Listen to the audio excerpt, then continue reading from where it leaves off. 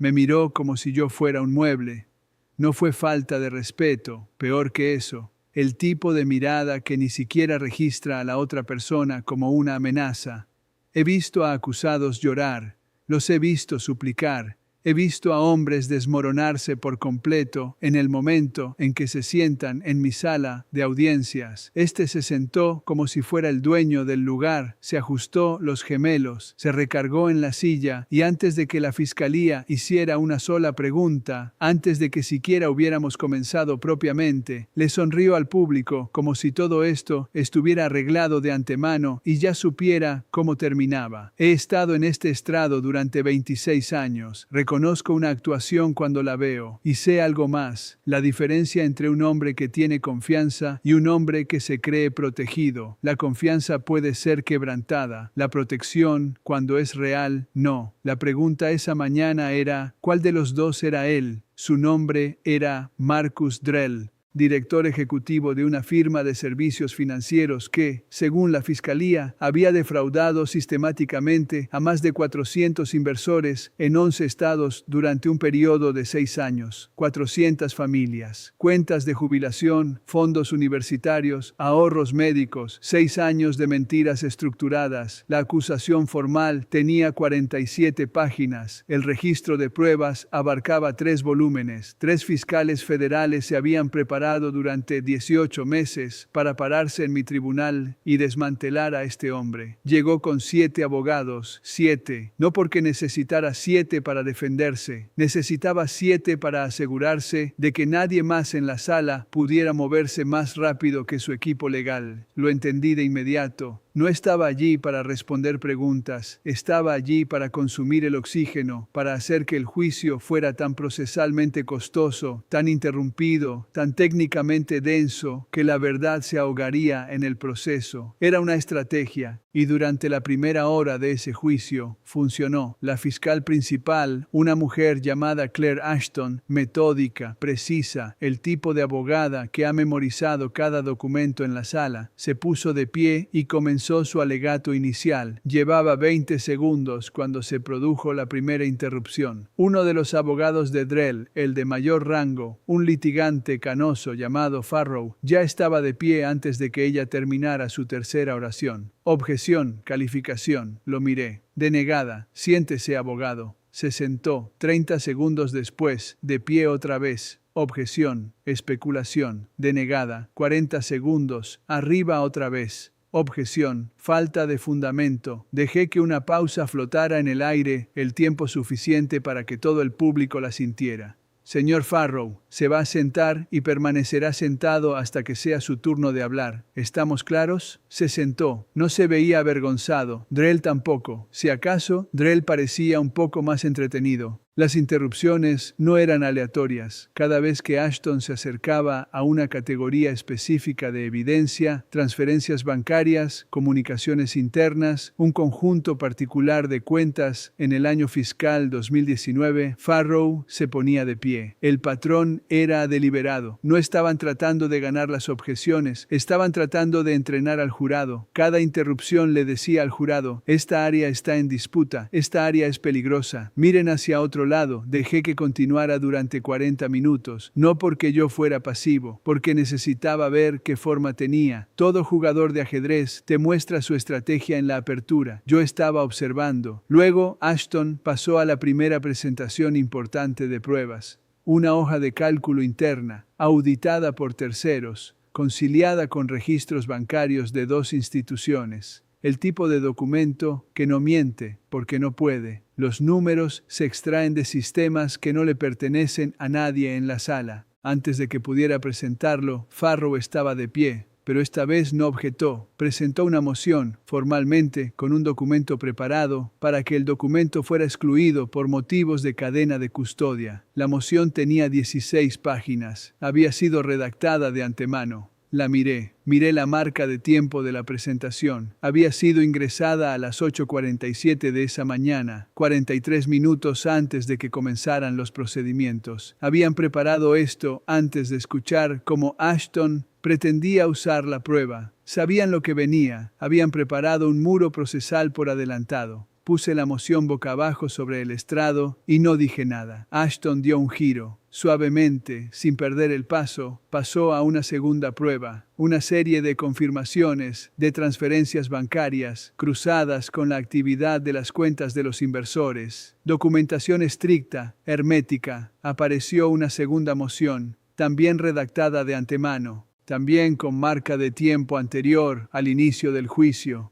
Miré a Drell, no se había movido, estaba mirándose las manos, no estaba preocupado, estaba paciente, como un hombre que había puesto algo en movimiento hacía mucho tiempo y ahora simplemente estaba viendo cómo se ejecutaba. Esa fue la primera vez que entendí a qué se refería cuando dijo, más tarde, lo que dijo, porque todo lo que estaba viendo, las mociones, las interrupciones, la testigo que estaba a punto de subir al estrado y no decir lo que originalmente iba a decir, no era una defensa improvisada, era arquitectura. Alguien había pasado meses diseñando una máquina dentro de mi sala, y durante las primeras 2 horas de ese juicio, la máquina estuvo funcionando. Ashton llamó a su primera testigo, una exdirectora financiera llamada Patricia Renaud, una mujer que había trabajado dentro de la organización de Drell durante 4 años antes de cooperar con los investigadores federales. Su declaración jurada original era detallada, específica y corroborativa. Había documentado conversaciones, tenía notas contemporáneas. La fiscalía la había preparado durante 11 semanas. Se sentó en el banquillo de los testigos, se alisó la chaqueta, miró al jurado y luego dijo: Quiero aclarar algo sobre mi declaración anterior. La atmósfera de la sala cambió, no dramáticamente. No hubo exclamaciones, solo un cambio sutil en la presión del aire. Ashton no se movió, observó. Renaud dijo: Cuando describí las comunicaciones entre el señor Drell y yo con respecto a los informes trimestrales, las estaba calificando en base a mi interpretación en ese momento. Quiero dejar en claro que las directrices que recibí eran ambiguas. No puedo decir ahora con certeza que el señor Drell tuviera la intención de... Ashton ya se estaba moviendo. Señora Renaud, voy a detenerla ahí. ¿Estuvo usted presente en la reunión del 14 de marzo de 2019?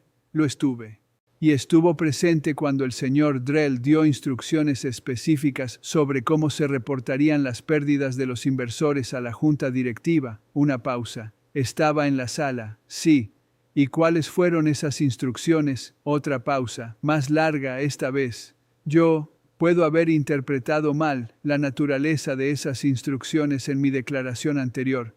No le estoy preguntando sobre su interpretación, le estoy preguntando qué dijo él en esa sala, ese día. Renaud miró hacia abajo. Tendría que revisar mis notas. Observé a Farrow por el rabillo del ojo. Estaba recostado en su silla, con los brazos cruzados, sin hacer nada, porque no necesitaba hacer nada. Cualquier conversación que hubiera ocurrido entre la noche del sábado y la mañana del martes, entre el momento en que se programó este juicio y cuando comenzó, ya había hecho su trabajo. Hice una nota, una sola palabra. La escribí en la parte superior de mi bloc de notas legal y la subrayé 2 veces. Preparado. Todo en esa sala estaba demasiado preparado. Las mociones, la retractación, el ritmo de las interrupciones. Tenía la precisión de algo ensayado. Y Drell era el director de orquesta. No había necesitado decir una sola palabra en toda la mañana. Había entrado a mi tribunal y había presionado el botón de reproducción. El receso para el almuerzo le dio a la fiscalía una ventana para reagruparse. Ashton lo pasó en la mesa, con la cabeza gacha, mientras su equipo evaluaba alternativas. Cuando reanudamos, ajustó su enfoque, pasó a una categoría diferente de evidencia, trató de establecer las bases a través de un rastro de documentos secundarios antes de regresar al principal. Era tácticamente sólido, y durante unos 20 minutos funcionó. Luego llamó a Drell al estrado. Subió como un hombre que asiste a una cena, relajado, sin prisa. Se acomodó en la silla con la facilidad particular de alguien que ha sido entrenado profesionalmente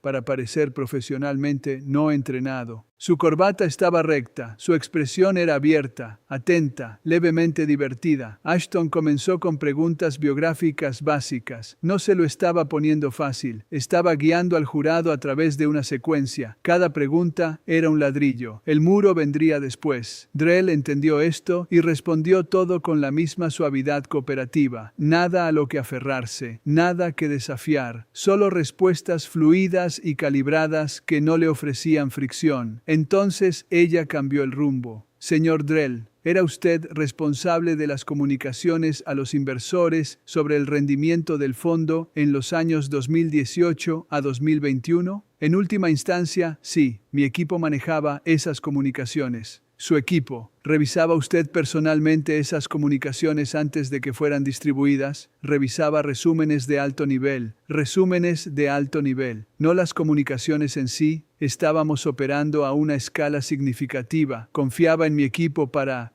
Le estoy preguntando si leía personalmente las cartas a los inversores antes de que se enviaran. Un momento de silencio. No siempre, pero a veces, sí. Señor Drell, ¿leyó usted la carta para inversores fechada el 3 de septiembre de 2019?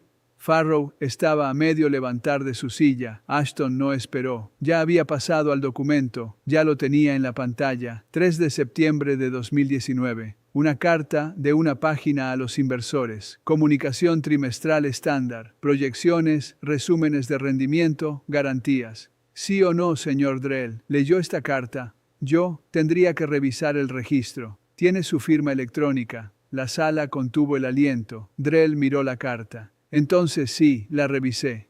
En el tercer párrafo se afirma que el fondo tuvo un rendimiento positivo del 12% en el tercer trimestre de ese año. Correcto, señor Drell, tuvo el fondo un rendimiento del 12% en el tercer trimestre de 2019. Él la miró con la misma paciencia calculada. A mi leal saber y entender, las cifras eran precisas en el momento de... ¿Tuvo el fondo un rendimiento del 12%? ¿Sí o no? La metodología utilizada para calcular, el fondo perdió un 9%. ¿Es eso exacto? Farrow se puso de pie. Objeción. Asume hechos que no son evidencia. La abogada está denegada. Lo dije antes de que terminara. El testigo responderá a la pregunta. Drell se acomodó en su asiento. Solo un poco. Había múltiples métodos de cálculo en uso en ese momento, dependiendo de qué método. Hay un solo método, señor Drell, el requerido por la SEC, y por ese método el fondo perdió un 9%. Ahora, ¿sabía usted eso cuando firmó esta carta? Una pausa que se extendió por 3 segundos, tal vez 4. Creo que estaba operando con las cifras proporcionadas por mi equipo. Ashton no respondió a eso. Dejó que se asentara. Dejó que el jurado lo escuchara de nuevo en el silencio. Luego se movió. Aquí es donde algo cambió. Su abogado asistente, un joven llamado Daniel Marsh, el segundo al mando, el tipo de presencia que no había hablado ni una sola vez en todo el día, pasó una nota por la mesa. Ashton la leyó, miró a Drell, luego hizo algo inesperado. Le pasó la pregunta a Marsh. Observé a Drell. El cambio fue microscópico, una ligera recalibración. Había estado observando a Ashton todo el día, aprendiendo su ritmo, anticipando su patrón. Marsh era una variable desconocida. Y Drell lo supo en ese segundo, porque por primera vez me miró directamente a mí en lugar de al interrogador. Marsh se puso de pie. Tenía la energía silenciosa de alguien que había estado esperando durante mucho tiempo. No llevaba consigo teatralidad. Se acercó al podio y dijo simplemente, señor Drell, ha dicho varias veces hoy que su equipo gestionaba las comunicaciones y usted revisaba resúmenes. Quiero preguntarle sobre una comunicación específica, no a los inversores, una interna. Farrow se levantó. Objeción, alcance. Denegada. Observé a Drell. Marsh continuó. Está familiarizado con un sistema de mensajería interna que su empresa utilizó durante el periodo 2018 a 2021, una plataforma llamada Arbor. Sí, la usaba. Así es. Sus mensajes en esa plataforma reflejaban lo que realmente pensaba sobre el rendimiento del fondo. Farrow. Objeción. Impreciso. Denegada. La segunda vez que le dije esa palabra a ese mismo abogado aquella tarde, aterrizó con un peso que no necesitaba explicación. Drell miró a Marsh con nueva atención. Mis mensajes reflejaban mis comunicaciones con mi equipo. Eso no fue lo que pregunté. Pregunté si reflejaban lo que usted realmente pensaba. Sí. Me comunicaba honestamente con mi equipo. Marsh asintió, lentamente. Entonces, si un mensaje enviado por usted a su directora financiera decía algo, ¿sería una representación honesta de su entendimiento en ese momento? Por lo general, sí. No por lo general. Acaba de decir que se comunicaba honestamente con su equipo. ¿Sí o no? ¿Reflejan sus mensajes de Arbor una comunicación honesta? Una pausa. Sí. Gracias.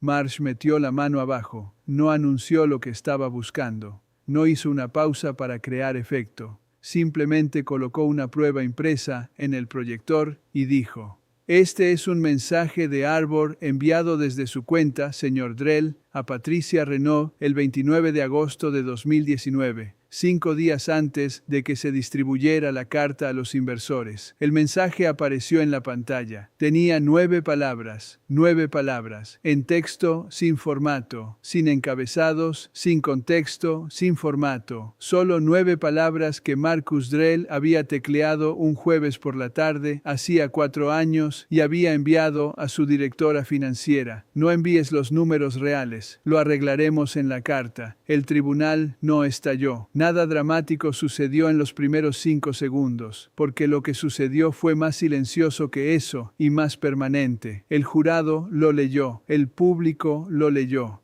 El socio principal en la mesa de la defensa lo leyó, y Drell lo leyó, y por primera vez, desde que había entrado en mi sala de audiencias esa mañana, la expresión de su rostro no era de diversión. Sus abogados se movieron rápido. Farrow se puso de pie. Objeción. Su señoría, no se ha establecido la autenticación de este documento. La cadena de custodia de las comunicaciones de esta plataforma ha sido, como argumentamos en las mociones previas al juicio, profundamente defectuosa. Este documento no debería estar en pantalla. Se debe instruir al jurado para que lo ignore. Tome asiento. Dije esas 2 palabras con toda mi voz, no fuerte, controlada, el tipo de voz que tiene 26 años de respaldo y no necesita volumen. Farrow se sentó. Miré a Drell. Él estaba mirando el mensaje en la pantalla. Sus manos estaban sobre la mesa. Había estado recostado hacia atrás todo el día. Ya no lo estaba. Marsh dijo, en voz baja: Señor Drell, ¿es este mensaje de su cuenta de Arbor?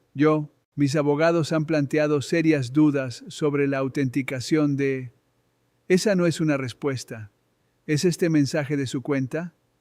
Los metadatos de estos archivos han sido cuestionados en... Le estoy haciendo una pregunta de sí o no, señor. Su cuenta. Su nombre en la parte superior. 5 días antes de que saliera la carta que usted firmó. ¿Escribió esto? Drell miró a Farrow. Farrow me miró a mí. Miré a Drell. Responda a la pregunta. Se enderezó en su silla, y algo cruzó su rostro. Algo que no era del todo cálculo, y no era del todo pánico, pero que vivía en el territorio entre ambos. Estaba ejecutando un árbol de decisiones en tiempo real. Negarlo, y los metadatos demostrarían que estaba mintiendo. Reconocerlo, y cada respuesta que había dado en las 2 horas anteriores se convertía en perjurio. Dijo: ese mensaje representa una falta de comunicación entre mí y... Dice, lo arreglaremos en la carta. ¿Refleja ese mensaje su comunicación honesta con su equipo? Drell me miró de nuevo. No dije nada. No era el momento de que el tribunal interviniera. Era el momento de que un hombre respondiera por sus propias palabras. Necesito consultar con mi abogado antes de... Está usted bajo juramento. La voz de Marsh era monótona. Usted testificó, bajo juramento, hace 10 minutos, que sus comunicaciones con su equipo eran honestas. Esta es una de esas comunicaciones. Refleja su pensamiento honesto. El 29 de agosto de 2019, si decía que sí, acababa de confesar haberle ordenado a su directora financiera que falsificara la carta a los inversores. Si decía que no, acababa de confesar haber mentido bajo juramento 5 minutos antes. No había una tercera opción. La sala entendió esto. Pude sentirlo, el cambio del espectáculo a algo más serio. Esto ya no era teatro. Drell dijo: "No tienen idea de lo que están mirando". Marsh ladeó la cabeza. "Solo un poco". "Entonces explíquelo". Drell me miró. A mí, no a Marsh, a mí. Y lo que vi en su rostro en ese momento no era la arrogancia de la mañana. Era algo que he visto desde este estrado más veces de las que puedo contar, y nunca se ve igual 2 veces. Era el rostro de un hombre que ha creído durante mucho tiempo que las reglas se aplican a todos excepto a él, y que acaba de descubrir a un alto precio que estaba equivocado. Me miró y dijo, suavemente, sin volumen, con una firmeza que creo que lo sorprendió incluso a él mismo: "Usted no puede tocarme. Tengo gente. Esto no. Basta. Una palabra. La dije una vez". La sala se congeló. Mantuve el silencio durante 5 segundos, el tiempo suficiente para que cada persona en esa galería sintiera el peso de lo que se acababa de decir en mi tribunal, bajo juramento, en el registro federal. Un hombre le acababa de decir a un juez federal en funciones, con un mensaje de 9 palabras en la pantalla a sus espaldas, bajo juramento, en un proceso penal activo, que era intocable. Dejé mi bolígrafo, no levanté la voz. Suspendo este proceso. El murmullo que provino del público fue inmediato. Farrow estaba de pie antes de que yo terminara la oración. 2 de los otros abogados defensores buscaron sus maletines simultáneamente. La taquígrafa judicial levantó la vista. Hablé de nuevo, y quiero que entiendan que cada palabra que usé en ese momento fue elegida con precisión, porque el acta refleja todo y el acta no olvida. Suspendo este proceso en espera de una revisión inmediata del testimonio dado hoy, el patrón de comunicaciones exhibido por los abogados defensores, la certificación de autenticidad de la prueba recientemente presentada y una declaración hecha por el acusado directamente a este tribunal, la cual ha sido capturada en su totalidad por el registro judicial. Miré a Farrow. Los abogados de la defensa permanecerán disponibles. El acusado no abandonará este edificio. Y si alguien en esta sala cree que lo que acaba de suceder no tiene consecuencias, lo invito a revisar los estatutos federales sobre intimidación de testigos y obstrucción de procedimientos judiciales a la mayor brevedad posible. No golpeé el mazo. No necesito teatralidad. Me puse de pie. El alguacil llamó al orden en la sala y caminé hacia mi despacho. Quiero contarles en qué pensé en esos primeros minutos después de cerrar esa puerta. Pensé en las 400 familias, las cuentas de jubilación que habían sido deliberadamente vaciadas, los fondos universitarios que habían dejado de acumular intereses, los ahorros médicos que habían sido transferidos a una estructura diseñada desde el principio para enriquecer a un hombre a expensas de cada persona que confió en él. Pensé en cuántas de esas personas habían visto las noticias esa mañana, preguntándose si hoy finalmente era el día. Y pensé en ese mensaje, 9 palabras, no porque fuera extraordinario, no lo era. He visto cosas peores, he visto documentos que hacían que este pareciera leve. Lo que se quedó conmigo fue su informalidad, la total ausencia de cualquier preocupación de que alguna vez fuera leído por alguien que importara. Así es como se ve la impunidad, de cerca. No parece villanía. Se ve como un hombre escribiendo 9 palabras un jueves por la tarde y presionando enviar sin pensarlo 2 veces, porque nunca imaginó un mundo donde alguien lo haría rendir cuentas. Tuvo ese mundo. Durante 6 años lo tuvo. Luego entró al mío. Déjenme decirles lo que siguió, y presten atención aquí, porque esta es la parte que no les muestran. El drama termina con el mazo. Lo que viene después es más lento, más silencioso y de alguna manera más devastador. El proceso que detuve esa tarde nunca se reanudó simplemente, fue reconstruido. Mi orden desencadenó una revisión de emergencia por parte del panel de supervisión federal, un procedimiento estándar cuando el proceso judicial se ha visto potencialmente comprometido en múltiples niveles. Lo que descubrió esa revisión en las 6 semanas siguientes no fue exactamente lo que nadie esperaba. Las mociones redactadas de antemano, con marca de tiempo anterior al juicio, indicaban un conocimiento previo de la estrategia de la Fiscalía. Ese conocimiento tenía una fuente, 2 fuentes, finalmente, un asistente legal dentro del equipo de la Fiscalía y un ex investigador federal que había sido contratado como consultor privado por la firma de Drell. Ambos fueron acusados formalmente por separado. El mensaje de Arbor que Marsh había presentado era la única pieza de evidencia que se había colado por el muro. Había sido recuperado de un servidor de respaldo que el equipo legal de Drell había pasado por alto durante su esfuerzo de supresión de pruebas, porque estaba clasificado bajo un código de proyecto diferente. Un servidor de respaldo, un código de proyecto diferente. 6 años de fraude, 400 víctimas, 7 abogados, mociones redactadas de antemano, un testigo corrupto, una fuente comprometida dentro de la Fiscalía y toda la arquitectura se derrumbó debido a un error de categorización en un sistema de archivos. Así es como terminan estas cosas. No con una confrontación dramática, con un detalle que alguien olvidó limpiar. Drell fue condenado por 14 cargos, incluyendo fraude de valores, fraude electrónico y obstrucción a la justicia. El cargo de obstrucción se debió en parte a lo que dijo en mi tribunal esa tarde: usted no puede tocarme.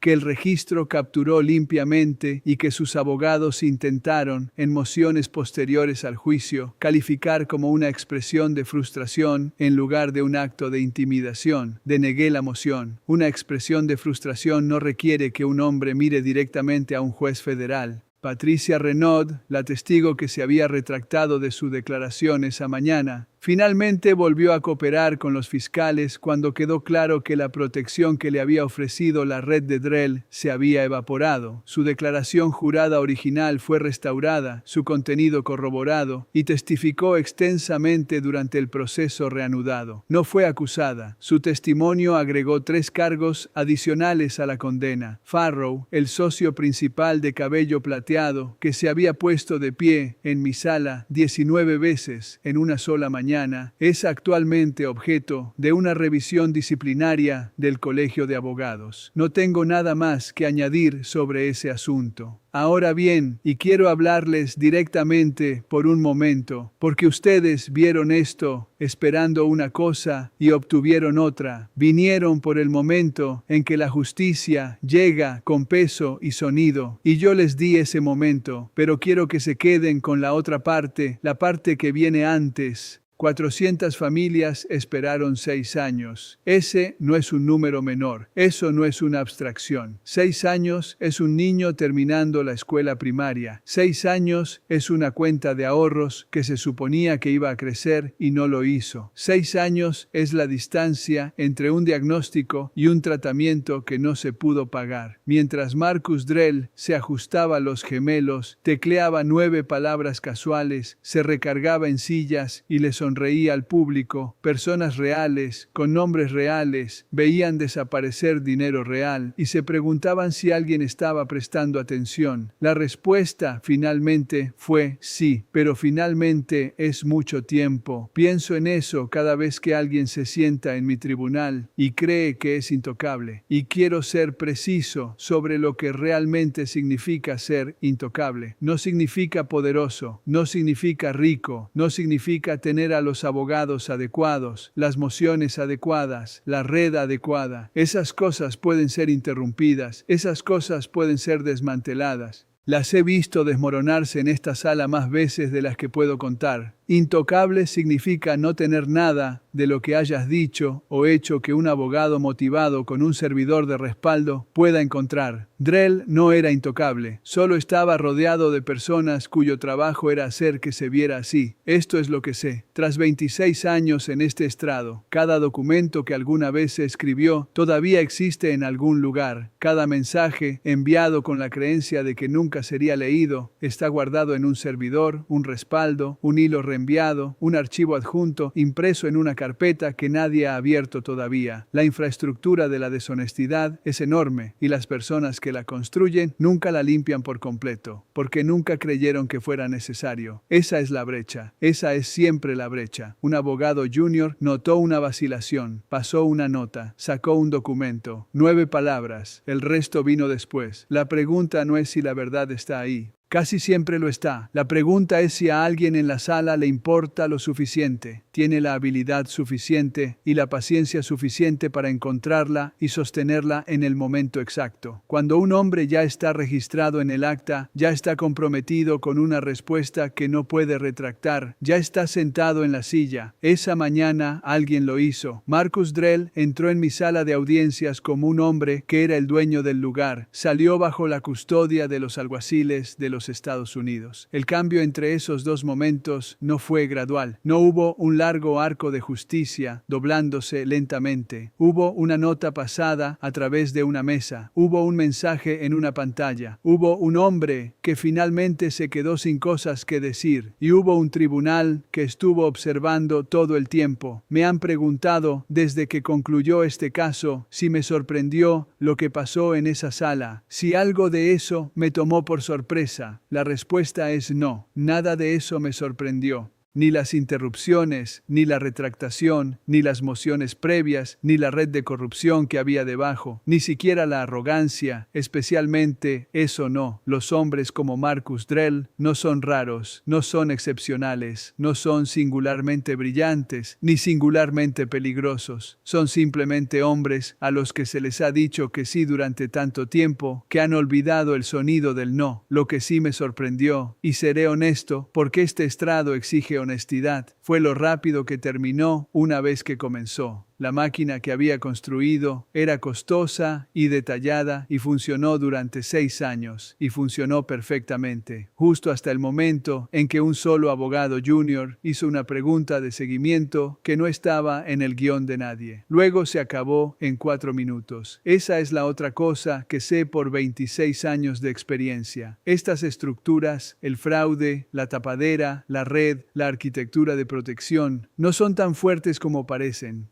Parecen impenetrables desde el exterior. Desde donde me siento, se ven como lo que son, muros de carga construidos sobre unos cimientos que alguien en alguna parte dejó incompletos. Encuentras la parte incompleta, aplicas presión ahí y luego detienes todo el asunto. Eso es lo que pasó en este caso. Eso es lo que ordené esa tarde. Y eso es, en última instancia, lo que estoy aquí para hacer. Las 400 familias recibieron la notificación de la condena 38 meses después de que comenzara este juicio. Los procedimientos de restitución están en curso. No a todos se les resarcirá por completo. Esa es una verdad que cargo con más peso que el veredicto en sí, porque la justicia en un tribunal es real y es importante y significa algo, pero no retrocede el tiempo. Lo que sí hace es esto: cierra la puerta a lo que estaba sucediendo, detiene la máquina. Le dice a la siguiente persona que está observando, desde donde sea que esté observando, al próximo hombre a punto de escribir 9 palabras y presionar enviar, que esta puerta existe, que este estrado existe, que este momento en el que un hombre dice, no puede tocarme, y descubre en tiempo real exactamente cuánto cuesta eso, no es una hipótesis. Sucedió. Está en el acta. siempre estará en el acta. Dejo mi bolígrafo todos los días al final de la sesión. Cierro mi despacho, salgo del edificio y el acta permanece. Esa es la cuestión sobre los tribunales de justicia, que las personas que intentan manipularlos nunca entienden del todo. Se enfocan en el abogado, la moción, el testigo, el fallo. Piensan en términos de obstáculos individuales que deben ser gestionados y controlados. No piensan en el acta judicial. No piensan en el hecho de que todo lo que se dice en esta sala, cada palabra, cada respuesta, cada evasión, cada mensaje de 9 palabras puesto en una pantalla, es transcrito, fechado, certificado y almacenado permanentemente. No porque yo lo haya ordenado, porque eso es lo que hacen los tribunales, porque eso es lo que la ley exige, porque en algún lugar, hace mucho tiempo, alguien decidió que el poder debía rendir cuentas ante el registro escrito de lo que realmente dijo e hizo. Esa persona tenía razón. Marcus Drell descubrió eso un martes de octubre en mi sala de audiencias, en la 4ª fila desde atrás, en una silla de la que esperaba levantarse sin consecuencias. No se fue sin consecuencias, y tampoco lo hará el siguiente.